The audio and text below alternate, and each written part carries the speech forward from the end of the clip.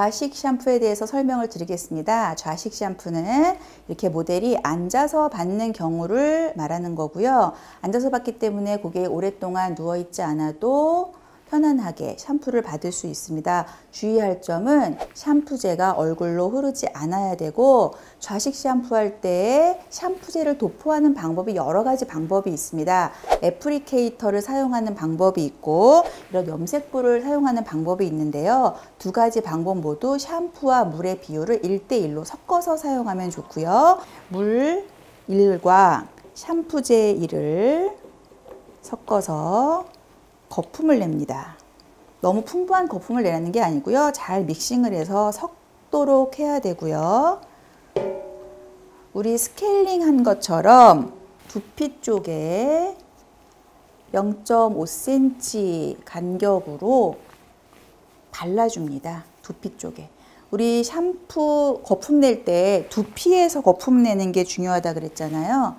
두피 쪽에 발라주고, 조심할 점은 헤어라인에서 1cm 지점 뒤부터 발라주셔야 되고요. 너무 가까이 바를 경우에 얼굴로 거품이 흐른다는 것을 꼭 명심을 해주십니다. 일반적인 샴푸가 테크닉이 3분 정도라면 좌식 샴푸의 테크닉은 15분 정도라고 보시면 됩니다. 스케일링 했던 것처럼 백사이드는 얼굴 쪽이 살짝 올라가도록 사선 섹션 하시는 게 작업하시는데 용이합니다. 0.5cm 내지 1cm 간격으로 발라주시면 무리가 없습니다. 애플리케이터로 할 경우에는 애플리케이터를 짜면서 바로 거품을 내주면 되고요. 염색볼과 브러쉬를 이용할 때에는 두피에 전체적으로 도포가 되도록 한 후에 테크닉을 적용하시면 됩니다. 두피에 전체적으로 다 발라졌다라고 생각을 하면 크로스 체킹을 해서 한 번 더 발라주시는 것도 좋은 방법 중에 하나고요. 자, 모발을 뒤로 옮긴 다음에 아까 도포되지 않았던 프론트 부분에 다시 한번 도포를 하겠습니다. 조금 전까지는 두피 쪽으로 샴푸제를 도포했다면 지금은 모발에 도포한다라고 생각을 해주시면 됩니다. 샴푸제가 닿지 않았던 안쪽에도 한 번 더 발라주시게 되면 크로스 체킹이 되겠죠. 도포가 다 되어 있으면 거품을 진행을 해주는데요. 누워서 했을 때랑 거의 같은 방법으로 진행을 해주셔도 되고요. 손가락 지문을 이용해서 거품을 생성을 해주시면 됩니다. 이때도 마찬가지로 샴푸를 진행을 하는 동안 수분이 날아가서 샴푸가 굳어 있을 수밖에 없습니다. 그럴 경우에는 계속 샴푸제를 도포를 하거나 아니면 분무기를 사용을 해서 물을 뿌려서 거품을 유지시켜 주면서 샴푸에 임해 주시면 좋겠습니다.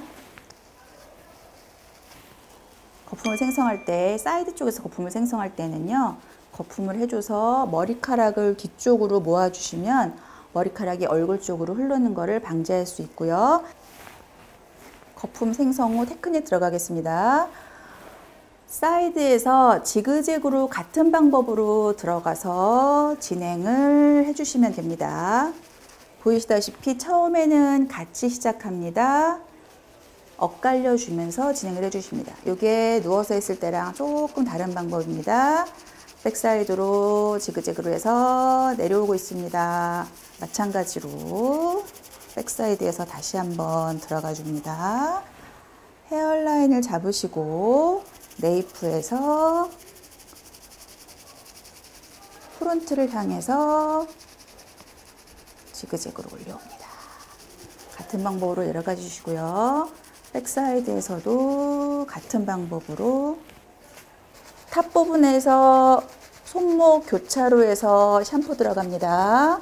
누워서 할 때보다 훨씬 테크닉이 다양하고 크게 들어가는 게 특징이라고 할 수 있고요. 그래서 고객님은 훨씬 더 시원하다라고 느낄 수 있습니다. 뒷부분에서 다시 보여드리겠습니다.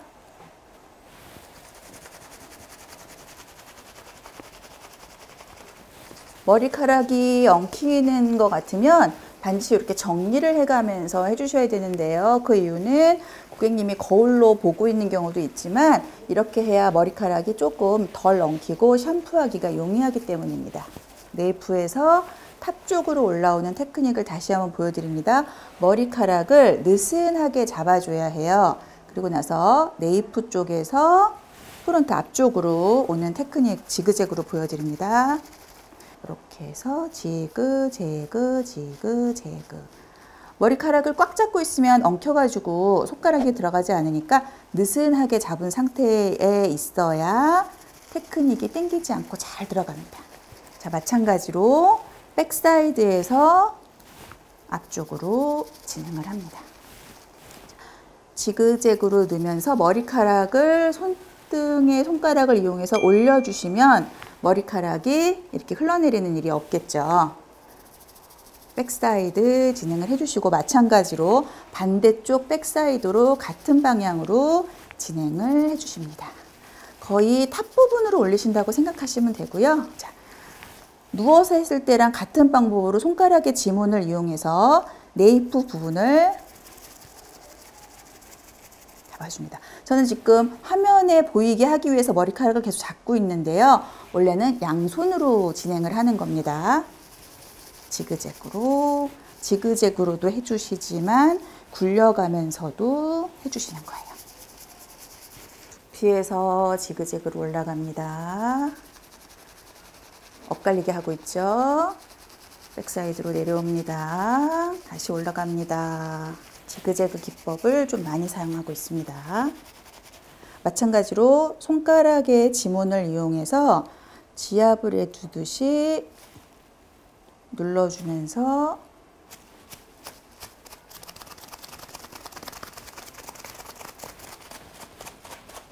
네이프 쪽도 진행을 해줍니다. 얼굴 쪽으로 거품이 튀지 않도록 여러분들은 굉장히 조심을 많이 해주셔야 되고요. 누워서 샴푸했을 때 아마 손가락을 이용해서 굴리는 기법을 했을 겁니다. 마찬가지로 진행을 해주십니다. 머리카락이 엉키지 않도록 조심을 해주시고요.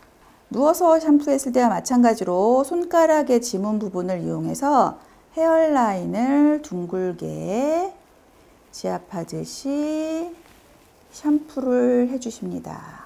굉장히 섬세하게 들어가 주셔야 되고요. 헤어라인서부터 두피 쪽으로, 뒤통수 쪽으로 굴려주시면서 그냥 굴리는 게 아니고요. 지압을 해주면서 굴리는 겁니다. 머리카락이 엉키는 것 같으면 그때그때 풀어주셔야 되고요. 누워있는 샴푸와 앉아있는 샴푸의 가장 특징은 이거라고 할 수 있습니다. 지압을 좀 많이 넣습니다. 양손을 귀 위에 사이드 쪽에 올려놓습니다. 손가락 끝이 하늘을 봐야겠죠? 그러면 겨드랑이가 약간 벌어지는 액션을 취해주셔야 되죠. 두피를 살짝 누르는 것처럼 머리카락 위에서가 아니고 두피 속에서 진행이 됩니다. 두피에서 지압을 살짝 준 상태에서 위로 쭉 지압을 줘서 올라갑니다. 이때 만약에 머리카락이 엉켜 있으면 고객님이 굉장히 괴로워하시겠죠.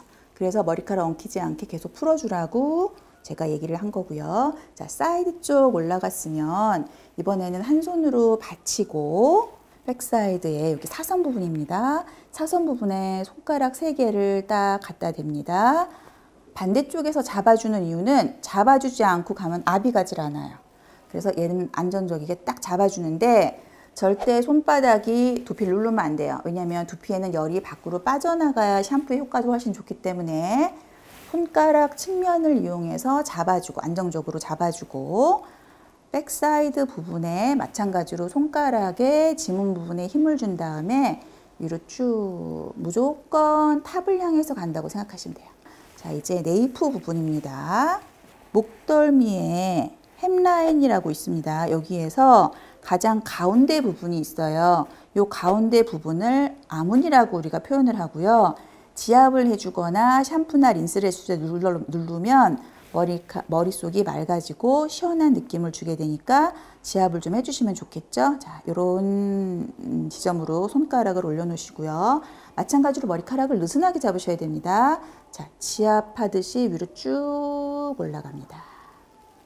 이때 만약에 잘못해서 내 왼손이 두피를 내리 누르듯이 하면 경추가 굉장히 아파요. 그러니까 내리 누르듯이 하는 게 아니고 그냥 받쳐준다는 느낌으로 해서 지압을 쭉 넣어주시는 게 좋고요.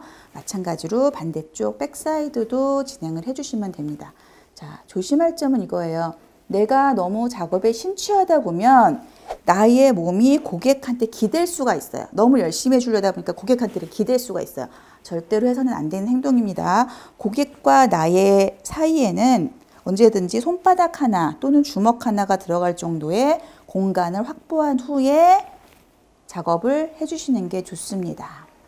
좌식 샴푸의 테크닉이 끝나고 긴 모발의 경우에는 고객님의 두상 위쪽에 머리카락을 올려주시면 목덜미나 귀 쪽으로 거품이 흐르는 것을 방지할 수 있습니다. 헹구기 위해서 샴푸대로 안내를 해드리면 됩니다. 이로써 좌식 샴푸에 대해서 안내해 드렸습니다.